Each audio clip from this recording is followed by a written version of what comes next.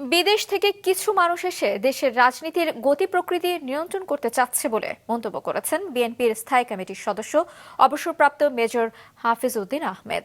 দুপুরে রাজধানীর engineering institution মিলনায়তনে জুলাই গণ অভ্যুত্থানের বর্ষপূর্তি উপলক্ষে শহীদ পরিবারের সম্মানে আয়োজিত এক অনুষ্ঠানে তিনি বলেন, সংস্কার একটাই হওয়া উচিত, তা হলো তত্ত্বাবধায়ক সরকার পুনঃপ্রতিষ্ঠা করা। সংখ্যানুপাতিক পদ্ধতিতে ভোটের জন্য কেউ জীবন দেয়নি বলেও মন্তব্য করেন তিনি। জুলাই আগস্টের সংগ্রাম, এটা কি পিআরে ভোট হবে, না সংখ্যানুপাতিক হবে, না আসন অনুপাতিক হবে? এগুলোর জন্য তো কেউ জীবন দেয়নি।